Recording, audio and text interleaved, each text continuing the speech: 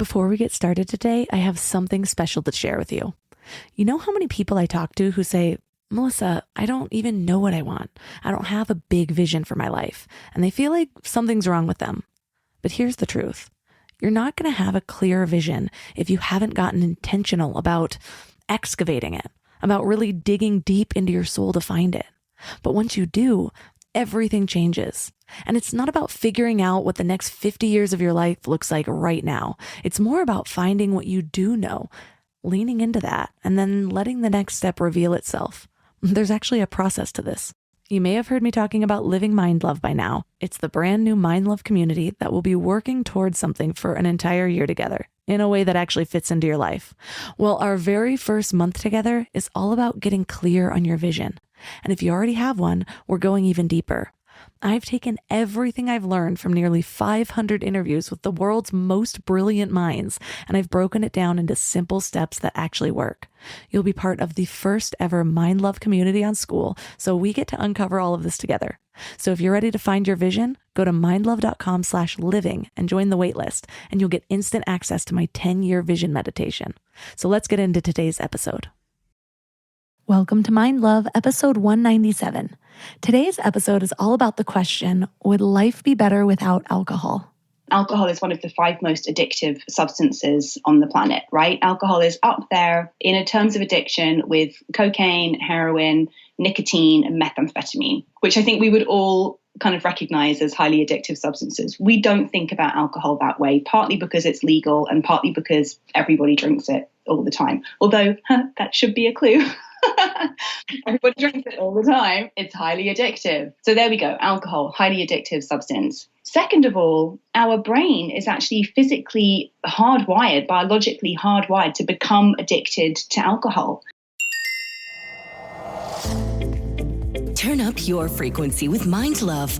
Bite-sized brain hacks for seekers, dreamers, and doers. It's time to give your mind a little love with your host, Melissa Monti.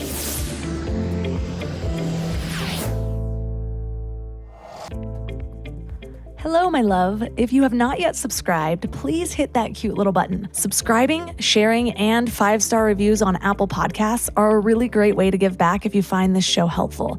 They help the show climb the charts, which helps more people find it and helps me get even better guests for you.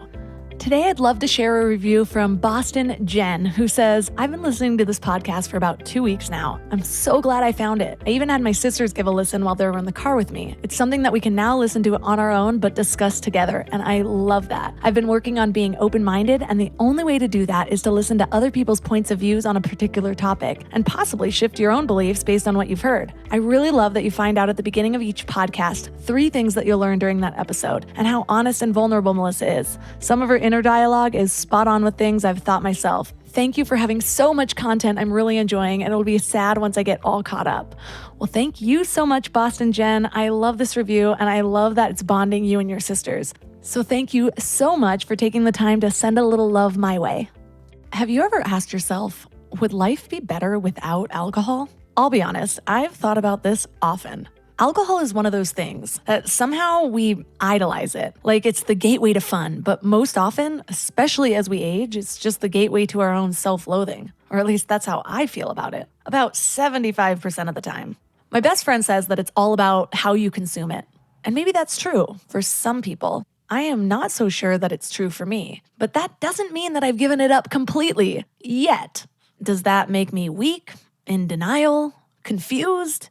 Maybe in denial, maybe confused, but not weak. First of all, it doesn't do me any good to get down on myself. Affirming that I'm weak only makes me feel weaker. And really, I'm better off spending my energy affirming absolutely anything else that's positive. But let's get real. Resisting alcohol is not an easy fight for most of us. Alcohol has some of the most influential marketing in the world. Billions of dollars have gone into crafting the belief that alcohol is upscale and classy, that it makes you feel happier, relaxed, and loving. And I didn't just make that up. There was actually a study done gauging young people's perception of alcohol via Facebook ads, and the results were just those beliefs. 67% of young people thought alcohol would help them relax. 65% thought it would improve their mood. 57% thought they'd see more social success, and 49% thought they would be more confident. So these messages are being programmed into our brains before we even drink alcohol, and we wonder why it's so difficult to imagine a life without it. I'm going to be really honest about my experience with alcohol because I've had a complicated relationship with it. I started regularly drinking in college. I often say that the only thing I really learned in college was how to binge drink, and I've spent much of my time after college unlearning all the bad habits. I was a party girl in my 20s, so I went out a lot. But I actually remember buying my first bottle of wine to drink at home without going out with friends. And somehow, I thought this was a step into adulthood, as though classily drinking a glass of wine while watching a rom-com at home by myself was some sort of act of self-love. It was me settling down a little and being okay with just being with myself. Which is ironic because I now see that alcohol was an easy way to avoid being with myself. I did stop partying altogether, mostly in my late 20s with a few random nights of chaos in my early 30s, getting it out of my system, so to speak. Each time leaving with a greater realization that it would never be the same again. Like I was chasing some high that came and went and never quite came back. And the older I get, the same I feel about alcohol in general. Maybe it doesn't matter that it's just a glass or two on my own patio. Something is ingrained in my brain that alcohol is supposed to add to my life, but it never quite brings the fulfillment that I'm looking for. And all the while, I'm convincing myself that I'm not looking for fulfillment in alcohol, but also feeling a little unsatiated and even regretful the next day. I don't know. Like I said, it's complicated. What I do know is that when I'm moderating, I feel like alcohol just takes up too much space in my brain. Should I have a drink this weekend? If so, which night?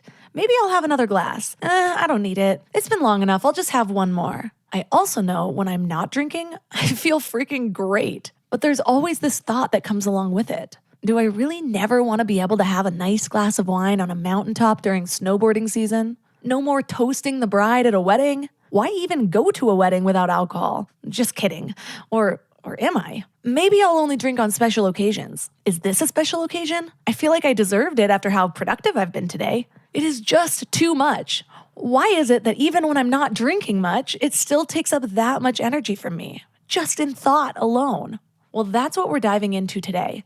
And our guest is someone who has been super helpful in my journey of drinking less. And what I hope will eventually be a journey of not drinking at all, especially as my little boy grows up. I just don't want him to see me with a glass of wine in my hand. But I'll be honest, I am still a work in progress here. Still holding on to my final vice, while making justifications because I've had so many other positive changes in my life. Can't I just have this one thing? While all the while, my knowing is pulling me away from it while my silly little human grips it like a toddler trying to give up her blankie or something. But here we are.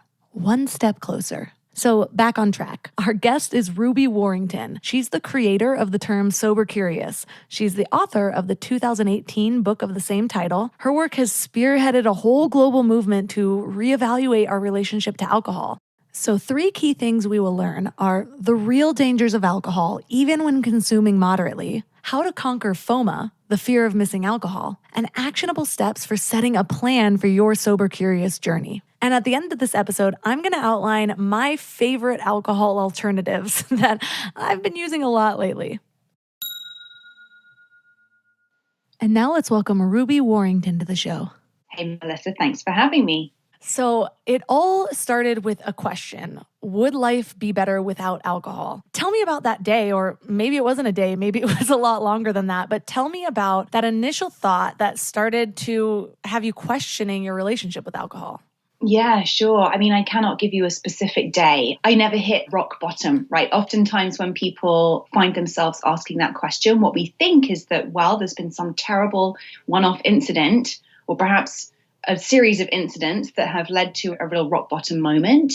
But for me, that question was percolating in the background of my consciousness for a period of months, years. I'm not sure. It just kind of gradually got louder and louder, I suppose, until I really couldn't ignore the question anymore. But by the time I actually really started addressing or looking at my relationship with alcohol, and by that I mean removing alcohol and actually seeking to answer that question, would my life be better without alcohol? By the time I got to that point, I can only assume that the question had been kind of, like I said, percolating and circling for quite a long time, actually. So yeah, there was no cut and dried moment like, this is it, I need to address this.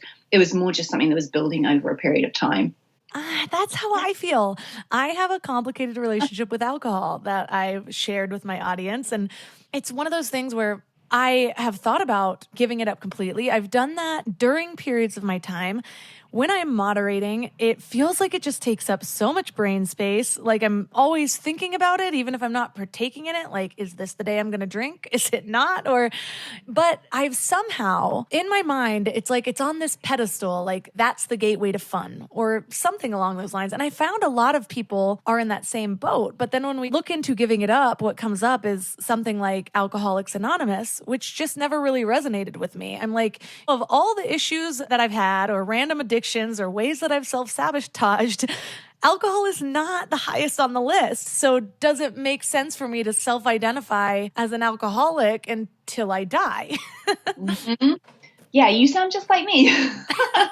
You sound just like me like 6-7 years ago, which is around the time I was really getting into the weeds of it. And that very same thing that you just described, like for many people who identify that alcohol is, if not a problem, at least perhaps the root of some of the problems they're experiencing or linked to some of the problems they're experiencing, even if it doesn't feel like the alcohol is the problem in and of itself, that trying to moderate is something that I think the majority of normal drinkers, and I put that in air quotes, like normal drinkers, because for so long we've had this idea that there are either normal drinkers or alcoholic drinkers. And if you should be so unlucky as to fall into the latter camp, then that means you must give up alcohol forever.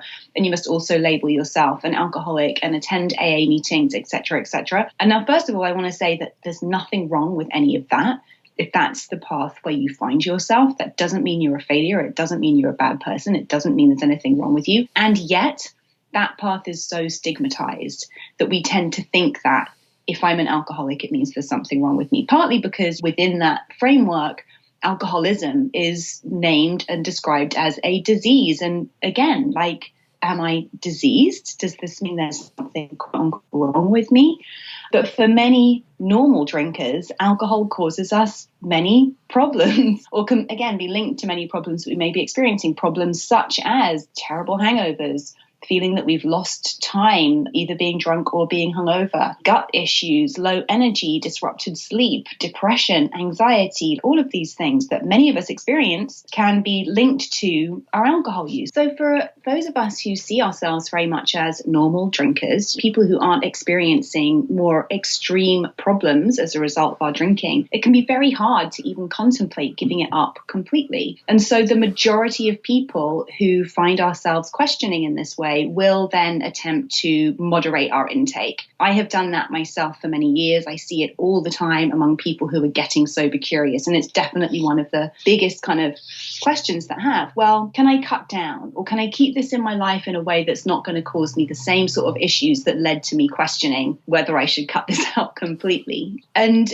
for some people, that's possible. But when I say some, it tends to be a very, very low percentage. And like you say, it might not be the moderation generally leads again to excessive use or drinking more than you even had done to begin with. It's more what you described, that the fact that it tends to take up so much time and energy and headspace, the wondering, the planning, the will it be okay to have a glass of wine tonight? Will it turn into 2? Will those 2 glasses of wine mean I don't sleep? Will it mean I miss my deadline tomorrow? Is tonight the night? Will my friends, is it worth drinking at this occasion or that occasion? It just takes up so much headspace that a lot of people who get to that point decide, well, actually, maybe it's just easier to cut it out completely. And for me, this can be when the magic happens, because actually, when you really just put it aside, even if it's, say, for a month, like Sober September, Dry January, these are very popular kind of organized breaks from alcohol now. Even if you just decide, well, I'm just going to put it down completely for a month and just not think about it for a month. So I'm just going to think of myself as a non-drinker for this month, and you kind of relax or clinging around it, is when you can really start to enjoy, I think, some of the benefits of not drinking, of total abstinence.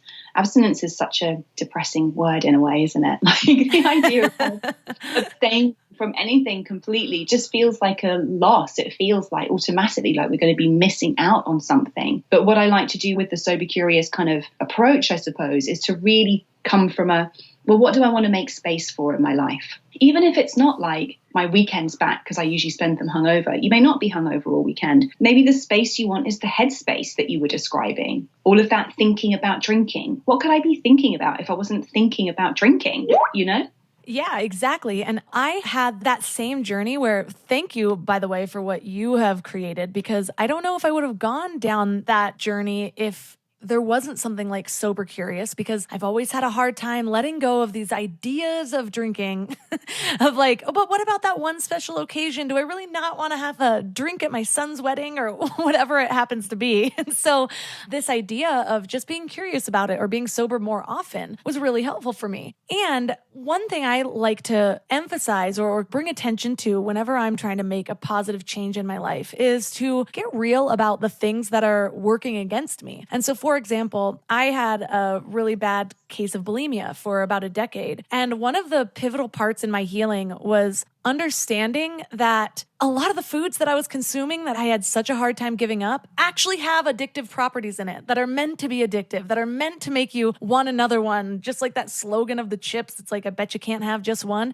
And so there was something about this realization that helped me to stop beating myself up, which usually if I'm thinking that, no, I'm weak for this, or why can't I do this and everyone else can, I end up self-sabotaging more. And so one of the things that you highlight in your book is asking the question, why is alcohol everywhere? Why is alcohol marketed to us as this thing that's going to make us classier and happier and more friendly and more loving with more friends? So I'm curious, what is your take on basically our fight against alcohol or what we're up against with all of the alcohol propaganda?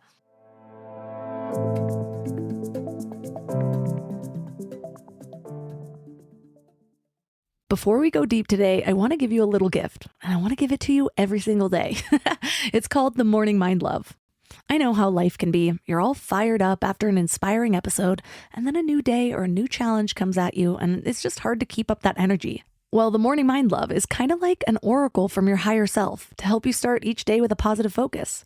Plus, when you sign up, you get 2 free gifts, a 30-minute binaural meditation and 30 days of journaling prompts to help you remember who you truly are. And it's all completely free. So join over 9,000 people and go to mindlove.com to sign up or text the word morning to 33777. Growing a business is a lot like personal growth. You need the right tools and the right support system. But finding those perfect team members, that can kind of feel like searching for a unicorn, which is why I'm excited about Indeed's approach. Instead of endless searching, they focus on matching. If you need to hire, you need Indeed. It's a matching and hiring platform with over 350 million global monthly visitors. And here's what makes it so special. Their technology actually learns what works for you. So the more you use it, the better it gets at finding people who align with your vision. Think of it as your hiring meditation app. It helps you cut through the noise and focus on what matters. You can schedule, screen, and message candidates all in one place. And it works. 93% of employers say Indeed delivers the highest quality matches compared to other job sites. And that's why more than 3.5 million businesses worldwide trust Indeed to help them hire great talent fast. And listeners of this show will get a $75 sponsored job credit to get your jobs more visibility at Indeed.com/mindlove. Just go to Indeed.com/mindlove right now and support the show by saying you heard about Indeed on this podcast. Indeed.com/mindlove. Terms and conditions apply. Need to hire? You need Indeed.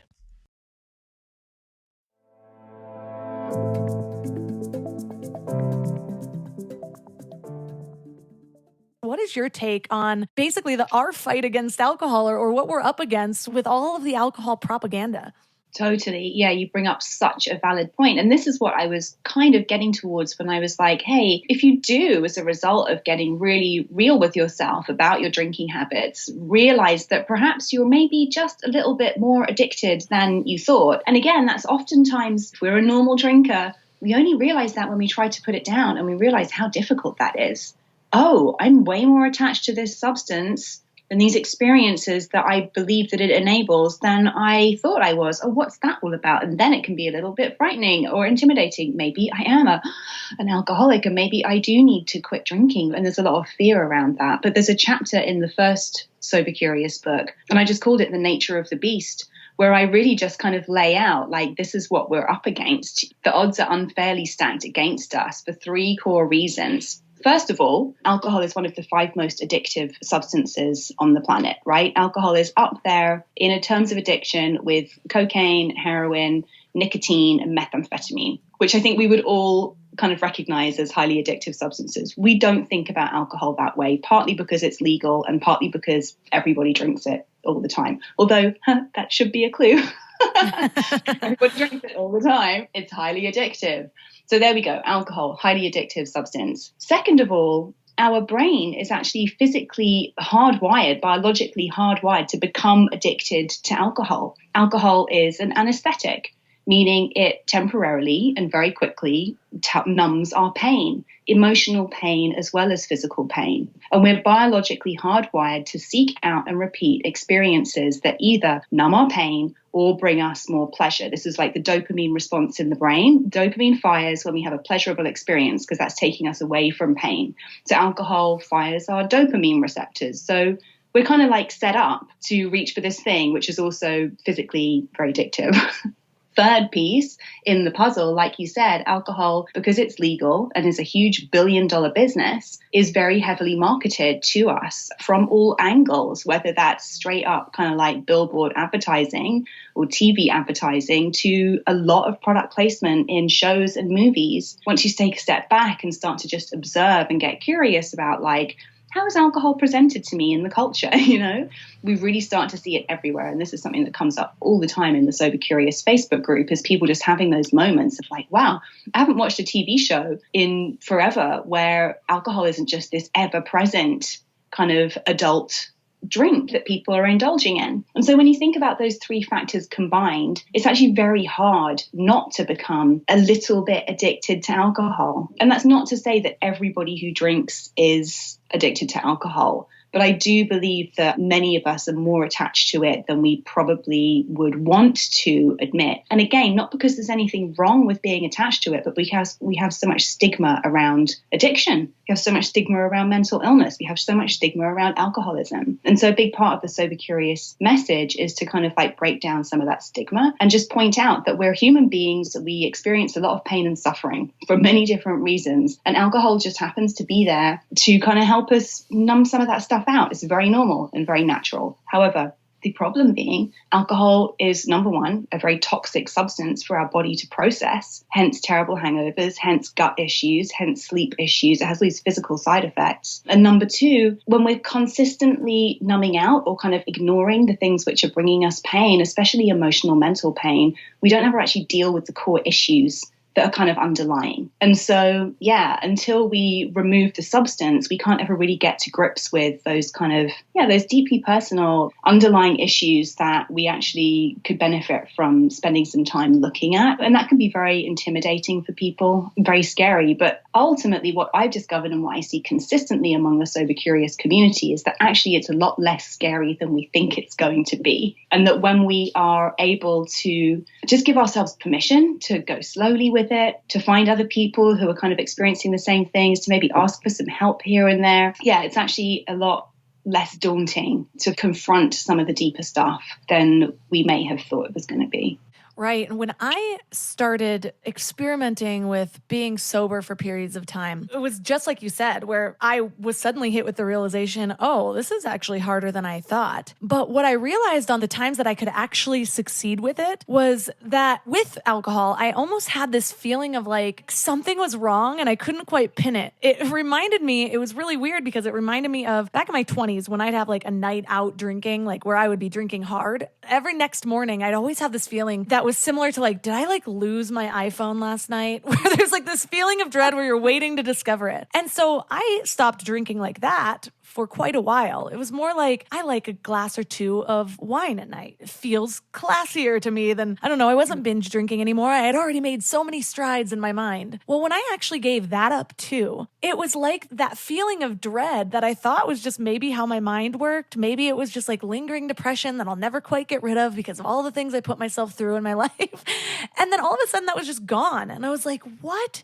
A world exists without this, just without a glass of wine a night. One. So when I started to understand that, and then also realize that I still couldn't just give it up with that realization as easily as I thought I could, that's when I started wondering, do I have more of a problem? Is this a deeper habit that I'm allowing myself to believe? But what gets me quite often is what you call FOMA, the fear of missing alcohol.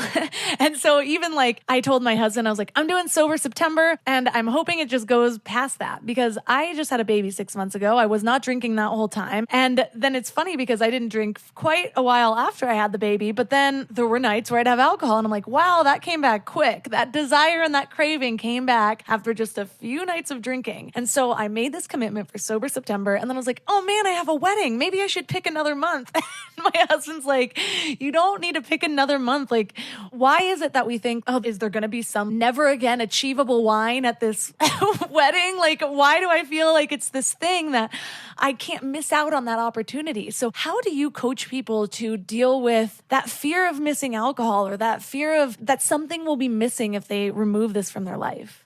Well, first of all, you made some beautiful observations there. I just wanted to pick up on that feeling of dread and like, oh, I've lost something or something, I've missed out, I've forgotten something. Or, I mean, it could just be, and I'm just riffing on this right now, but alcohol impairs our cognitive function and it prevents us from being able to kind of lay down new memories because we're not really present in our experiences. So it could even be like the day after drinking, you're kind of like, wait, I lost some presence. I lost a few of those hours. Where did I misplace those moments in time? We haven't been able to store and process our experiences because we're essentially out of it, right? We're not present, we're not in it, we're out of it. But in terms of FOMA, I mean, goodness, yes, it's so common and prevalent. And you named a classic one, like I have a wedding coming up. Oh no, maybe I should pick a different month. This is why my Sober Curious reset is 100 days. Because I'm like, yeah, you can probably find a month in the year when you don't have a big thing, right? Find me someone who's got 3 and a bit months in a year with no big thing, even if that big thing is a dinner with your colleagues or,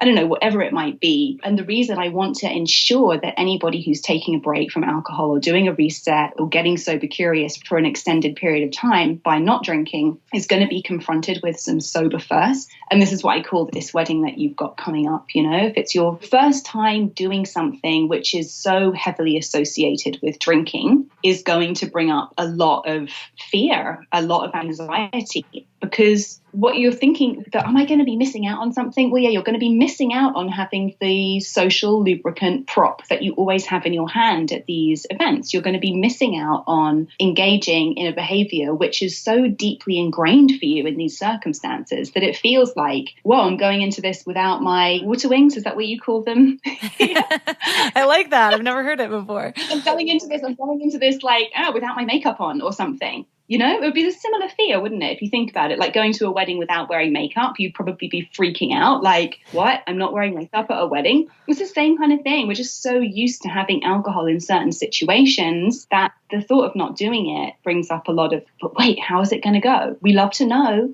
how things are going to play out. Any kind of loss of control or any kind of unknown is deeply destabilizing for human beings.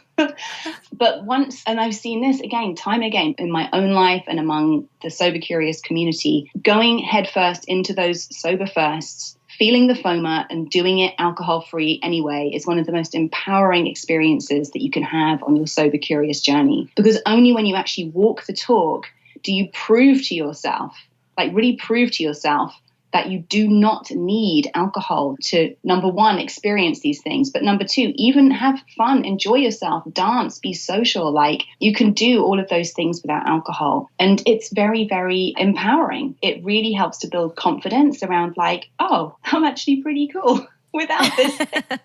And guess what? The next morning, I can remember it all. And I don't feel like I missed out. I was really there. I was really present. And there may be some things, of course, some of these experiences are going to be different sober. They'll have a different texture, right? There'll be a slightly different kind of an experience. As a very introverted person myself, I know that a night out in a big group where I'm not drinking, I'll kind of feel tired and drained the next day, but in a very different way to if I had been drinking. But largely because just being in big groups of people, I absorb absorb a lot of energy, and it takes a lot for me to kind of like be that social because I'm naturally more introverted. So I just know that the next day I need to take it a bit easy. But the next day won't be a write-off for me like it used to be when I used alcohol to kind of like buffer myself and kind of like numb some of my social anxiety. But we all have different needs. We all have different reasons why we're reaching for alcohol in those occasions. And part of being sober curious is getting really familiar with like, but what solution do I perceive alcohol is bringing me in that situation?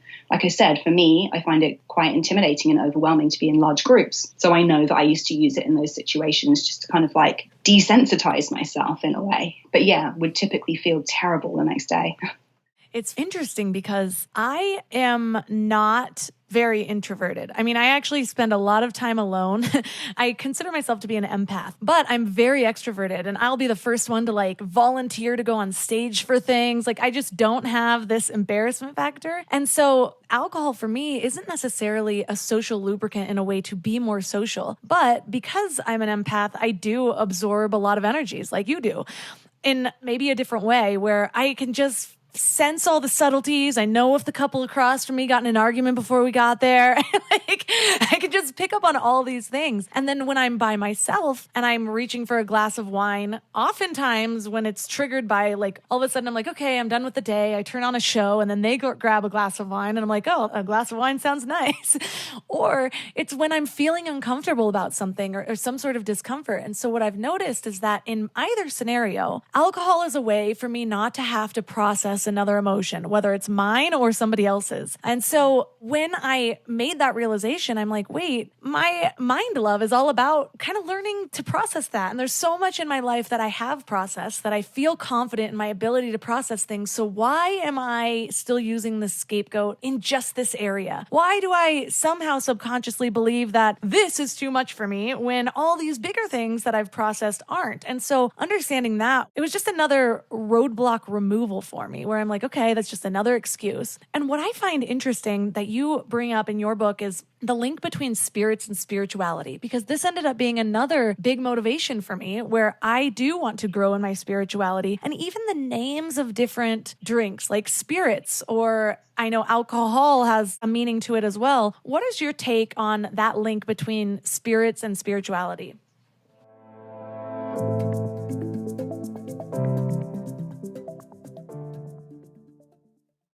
Let's talk about legacy for a minute. We're all working so hard on personal growth and building better lives and creating something meaningful. But how do we protect everything we're building? Look, I know life insurance isn't the sexiest topic, but it might be one of the most loving things you can do for your family. We kept putting it off. It's funny how things never feel like a priority until you need it, which is the total wrong way to approach life insurance. But now that we have kids, there is no way I'm taking a chance that they won't be taken care of if something happens to me. So suddenly, this was our number one priority. And SelectQuote makes it surprisingly simple. They're one of America's leading insurance brokers with nearly 40 years of experience helping over 2 million customers. What makes them different is just how personal it is. Their licensed agents take the time to understand your specific situation so that they can find you the right coverage. We're talking 15 minutes to get exactly what you need. And I love that they actually reward you for all the self-work you're doing. So if you're in good health, you could get same-day coverage for up to $5 million. No medical exam needed. And it's way more affordable than you might think.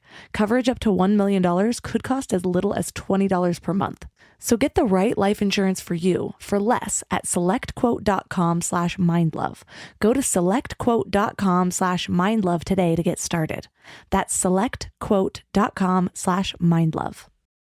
I don't know why it took me so long to invest in good bedding. I resisted it for years, but something flipped in me about 3 years ago.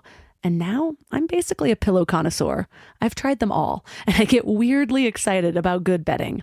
Because here's the thing, we spend a third of our lives in bed, and the quality of that time affects literally everything else, which is why I'm so excited to tell you about my latest obsession, Lagoon Sleep Pillows.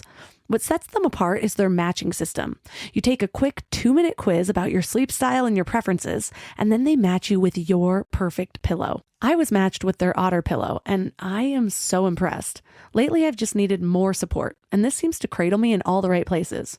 I'm also low-key obsessed with their travel pillow, which I use for way more than just travel. I actually hug it, use it as leg support, and of course, take it on trips with me. Well, the secret is in their adjustable fill. You can add or remove it to get that perfect alignment for your spine. A study even found that the right supportive pillow can improve sleep quality by 63%. And Lagoon lets you try their matched pillow for 100 nights risk-free. Free returns, no questions asked. Falling asleep has never been easier. I toss and turn less and just wake up feeling refreshed every morning. Go to lagoonsleep.com and take their awesome 2-minute sleep quiz to find your match. Use the code MIND for 15% off your first purchase.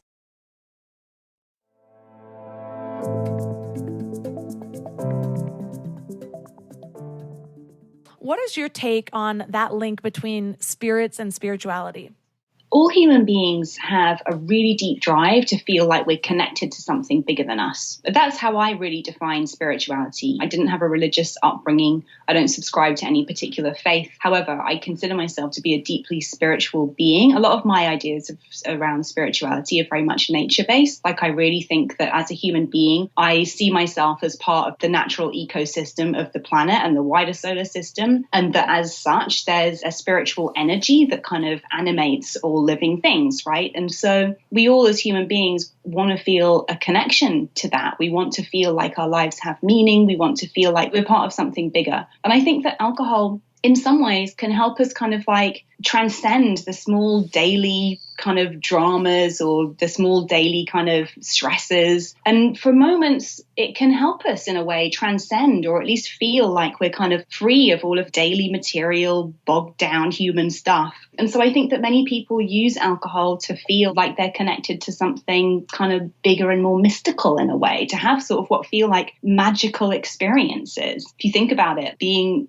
out of it or being drunk can sort of feel kind of trippy and surreal as well. And so I think we crave those experiences as human beings. But again, the flip side is that alcohol has all these horrible side effects. And actually what we really are craving, particularly in such a kind of like secular world, is ways to feel connected to something greater. So for me, my sober curiosity really coincided with me investigating ways to have a connection to my spirituality that weren't really based in kind of organized religion. So I was really getting interested in things like astrology and meditation and yoga and these different practices and philosophies that are designed, that humans have used for millennia to connect to that kind of spiritual energy that's in us and around us. And it was actually engaging with many of those practices that made me realize that using alcohol to do that was just this kind of shortcut that didn't actually work in the long run and only really seemed to separate me further from that sort of spiritual connection. So yeah, I do think it's very interesting that they have the same root, you know, spirits and spirituality. And I think that for anybody who, well, yeah, like I said, who maybe is interested or finding a deeper spiritual practice, that can shine a light on the way we're using alcohol and the fact that actually maybe this isn't really so aligned. Or for anyone who's looking to put it down and to find other ways to kind of feel that spiritual connection, then investigating things, even like a regular meditation practice. I'm sure you talk about that often on your podcast, but even something like that as an entry kind of like gateway in can be really powerful stepping stone away from using alcohol for that. One of the things that you mentioned in your book is that your body has always been sober curious. What do you mean by that? Well, I mean, think about it. Most people who drink regularly will have experienced a hangover or some other kind of physical side effects from drinking in their life. And so if being sober curious begins with that question, would my life be better without alcohol? I feel like our bodies have been asking us that ever since we first started using alcohol.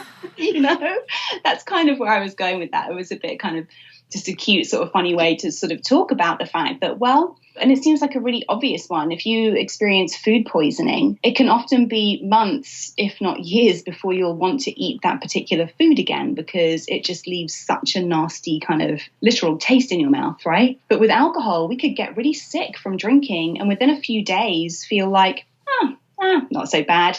I mean, how many people listening, and I count myself among these, have had a really bad hangover and had that thought of like, and even say it oh, I'm never drinking again. I'm never drinking again. It's really a kind of offhand thing, right? But then within a few days, just a glass of wine won't hurt. Or maybe it's one of those instances that is the catalyst to, would my life be better without alcohol? Maybe even if it's only in your head at first, maybe it's not something you're willing to speak out loud yet, but maybe it's one of those instances that leads to a period of trying to moderate your drinking. I'm only going to drink wine, or I'm only going to drink Friday and Saturday night, or I'm never going to have more than one glass. You know, these kinds of rules that we start putting around drinking can be a sign, I think, that actually our body and our subconscious is definitely sober curious and is absolutely ready for us to take a longer break from alcohol. When I think about moderating, if you're trying to moderate, it's probably not going to work, because if you could moderate, you would be naturally without trying, if that makes sense. If you were the kind of person who would never drink more than a glass of wine and maybe only a couple of times a month,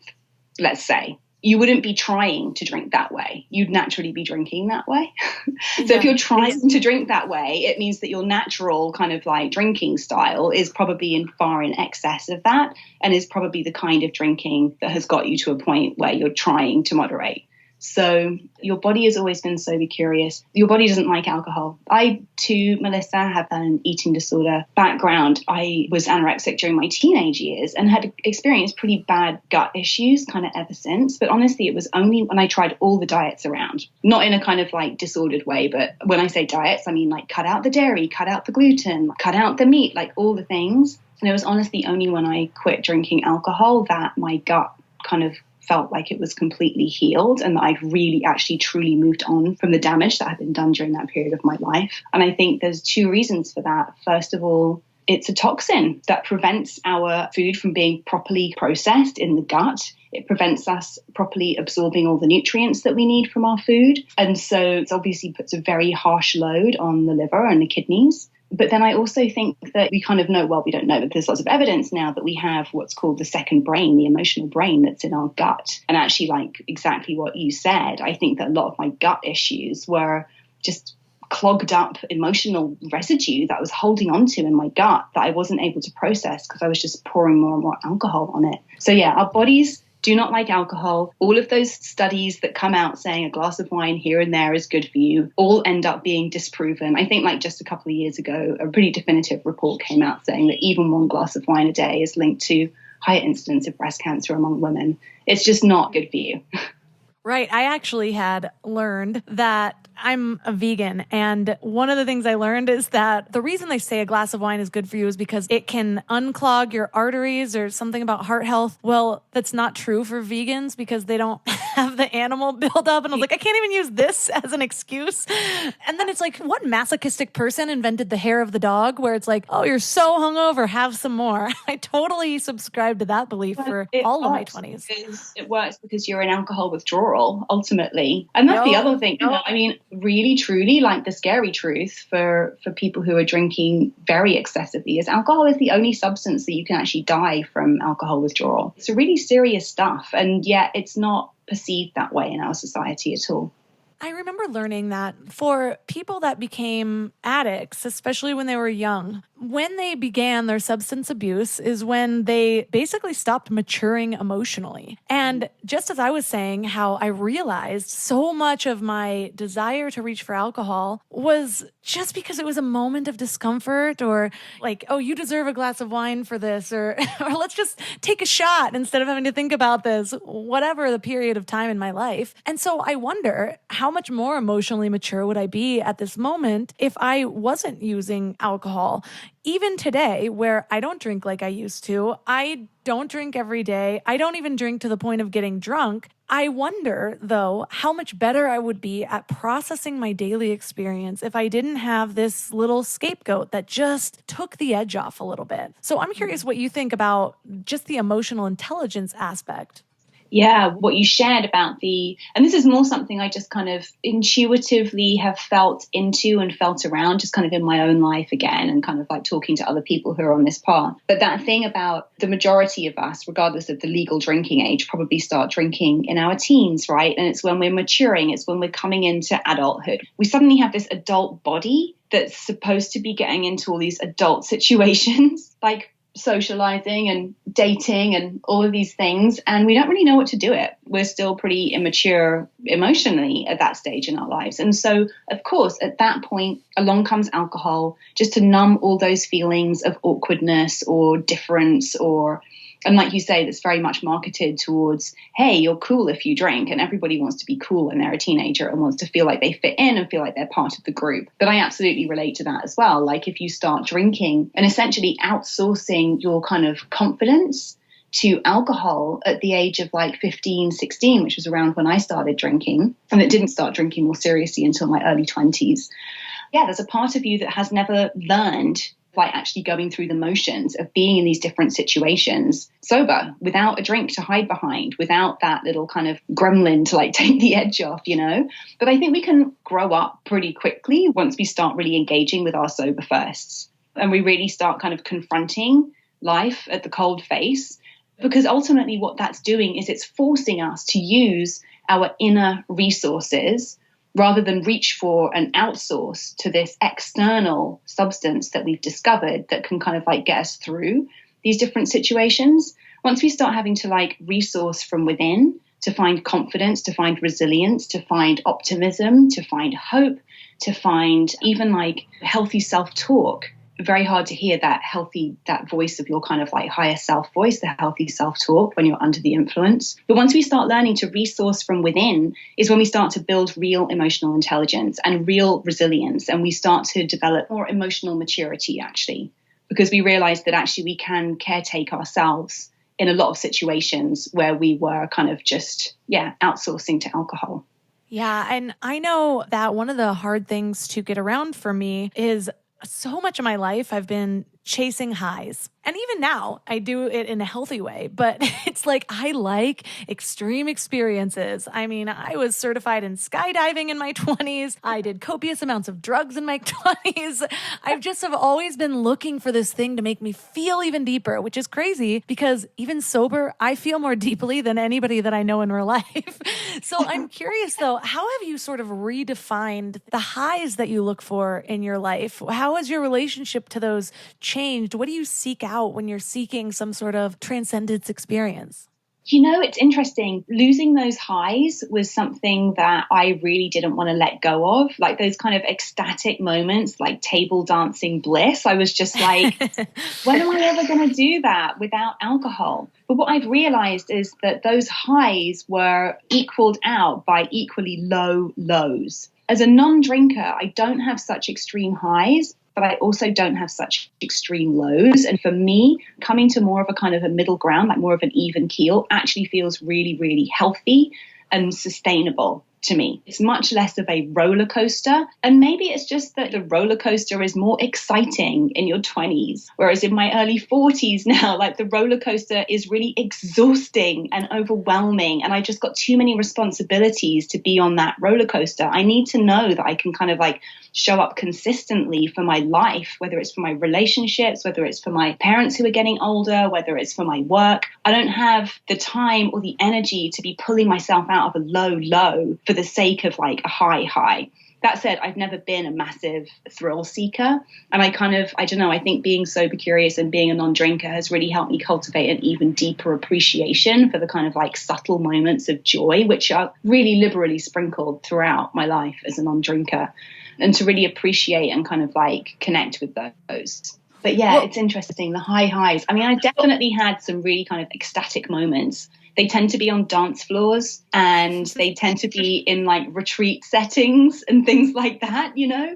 They are still available to me. It's just that I have to almost kind of like plan them rather than them sort of happening just because I'm on a night out, you know. Right. And well, let's get actionable for the people that are inspired by this, but don't really know how to be a sober version of themselves. When you are at the end of a night, especially in the beginning of your journey, when it was more of a habit to maybe pour a glass of wine or to have a cocktail or whatever your vice was, what did you do? What did you reach for instead? Did you practice not reaching for anything? What was your method of just getting through those moments?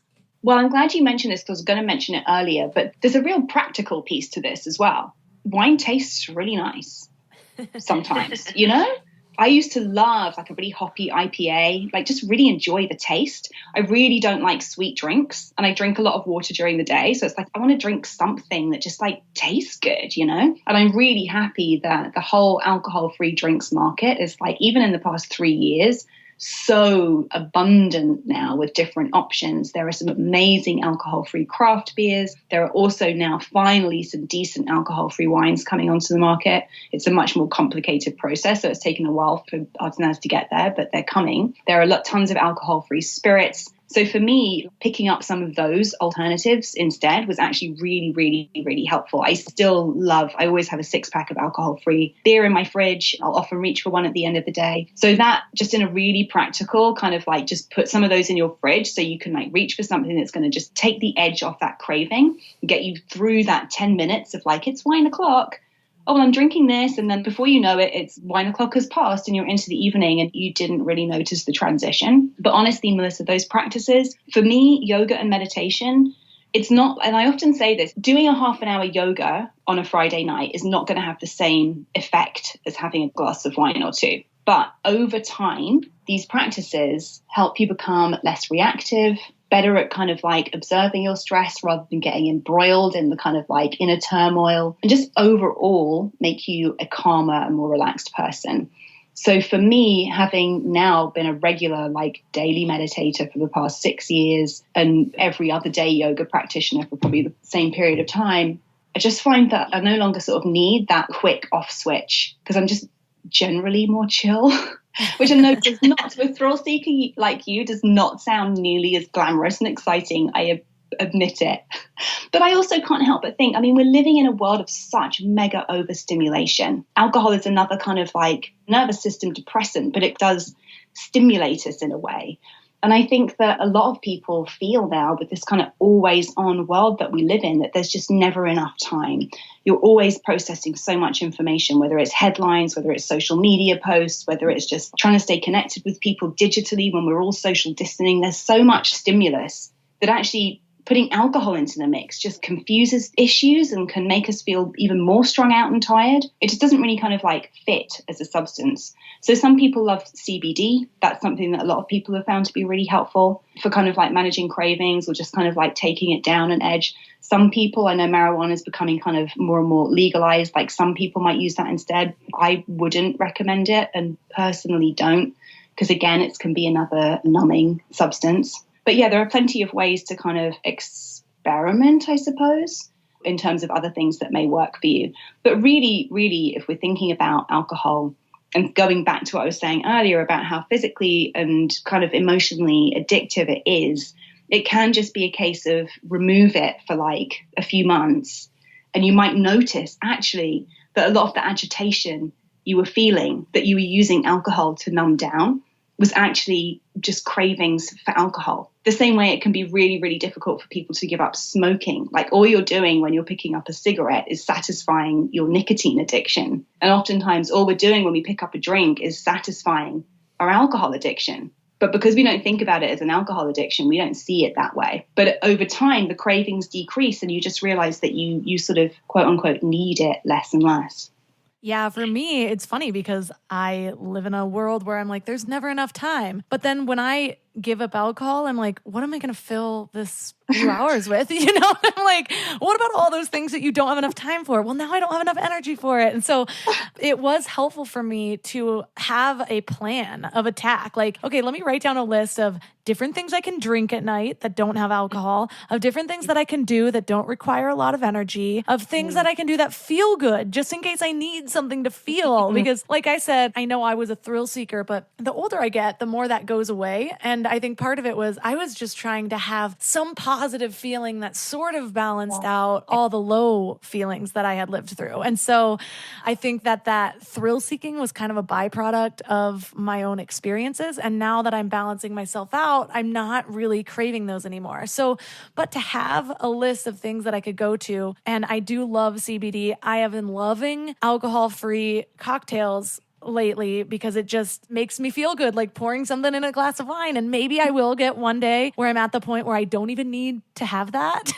But for the transition period while I'm breaking a habit, it's super helpful. So what have been some of your favorite brands that you've come across of alcohol alternatives?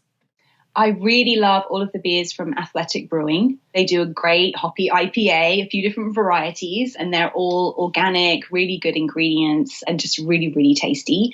I really enjoy Groovy. They also do great alcohol-free beers, but they do an alcohol-free Prosecco and an alcohol-free bubbly rosé, which are both delicious for a celebration. Like at Christmas, I got a bunch of that in. That was just really nice to have in the fridge. And then Lyre's do alcohol-free versions of all of the sort of classic spirits. So if you want to make an alcohol-free cosmopolitan, they have like versions of those spirits so you can actually make the cocktails. I've had a fantastic like espresso martinis made with Lyre's that taste like an espresso martini, but just kind of give you the pick-me-up without the alcohol effect. So those are three that I typically would sort of always go to. There's another brand called Optimist they're kind of like a white spirit alternative, and you can just have them with a tonic or something, but they're really interesting, very complex kind of floral flavors that I really, really like. But I love what you said about like having a list of things that make me feel good. That can be all kinds of things. That could be like going to bed half an hour earlier to read some of your favorite novel. Like that makes me feel really good, actually. That's a really healthy form of escapism. I would never order dessert. I'd always have another cocktail instead of having dessert. Now I always order dessert and I like love every mouthful, every bite of it. I'm like, this is so good, you know? I know that lots of people try to quit sugar. I definitely wouldn't recommend quitting alcohol and sugar at the same time. That just feels like a punishment too far in a way, because people will really notice that their sugar cravings kind of pick up when they remove the alcohol. And so I'm like, yeah, this is an okay time to have some ice cream, you know? It is true. I actually noticed, though, that I am actually very picky about my diet. When I think about food, I just have a different relationship with food now, and it was part of my healing, where I'm like, is this nourishing me, or is my body going to have to fight it off? I don't always say no to the things that I feel like my body has to fight off, but I eat very healthy, especially compared to most people. But for some reason, I always make the excuse for wine, but I will not drink a sugary drink like at all. And so one of the things when I was giving up alcohol this last time was realizing that I didn't feel as bad about like, you know, a treat drink here and there, especially if I add like ashwagandha and other things that make it healthy. And then all of a sudden I'm having this thing that I feel really good about each sip. And so it's a different kind of savoring of each sip like I would do with wine. And it built like a new relationship for my consumption. And the relationship of consumption I've been trying to change for years with all the things. I don't want to mindlessly consume anything anymore. I want to consume with intention, whether that's media or food or drinks. And so thank you so much for everything that you've done in this movement. I've been a part of your Facebook group, which is hugely helpful for anyone who's trying to get on this journey. And just the way that you wrote your book, it resonated with me so much that I don't know if I'd be on this journey without you. So I want to say thank you so much. And for listeners that are interested in possibly trying a sober, curious lifestyle themselves, where is the best place for them to connect? Well, thank you, first of all, for having me on the show and for sharing your story with me. I'm always just really fascinated to hear how this goes for individuals, because as much as I know about how it was for me, it's different for all of us because we all have different triggers and different needs and different personalities and different booze stories. And so it's just really fascinating to hear yours. So thank you. But yes, people can join the Sober Curious Facebook group. It's just Sober Curious Book. And it's a really, really vibrant community of people who are on this path, very vulnerable. People are sharing a lot of their challenges, a lot of their victories. And I know that people get a lot of support there. And I'm also on Instagram occasionally. That's something that I am moderating my use of all the time. And yeah, my books are Sober Curious and The Sober Curious Reset. And for anyone, I'm actually hosting a digital workshop series, which is going to be in-person online workshops where I'll be doing kind of live coaching and exercises with people on the calls. And so I can share the links with you if you like.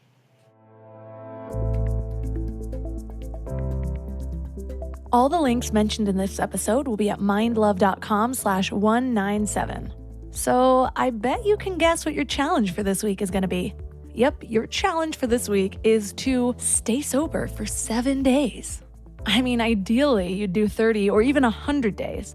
But for sake of ease, let's just do 1 week. But while you're doing this, I want you to actually take notice of how you feel. Maybe add a little journaling or meditation into the mix so that you can sit and marinate in your sober self. If you're listening to this the day that it launches, tomorrow is September, and I am participating in Sober September, so I invite you to do the same. I'm going to be sharing on Instagram at MindLoveMelissa a lot of my different mocktail recipes and some of my favorite brands, which I promised you that I would share at the end of this episode. So there are 4 different brands that I am absolutely loving right now. I have tried non-alcoholic wine, like just non-alcoholic wine, and it's not really for me. I'm not sure what it is, but not only does it kind of taste like grape juice, but it tastes like a grape juice that makes me a little nauseated.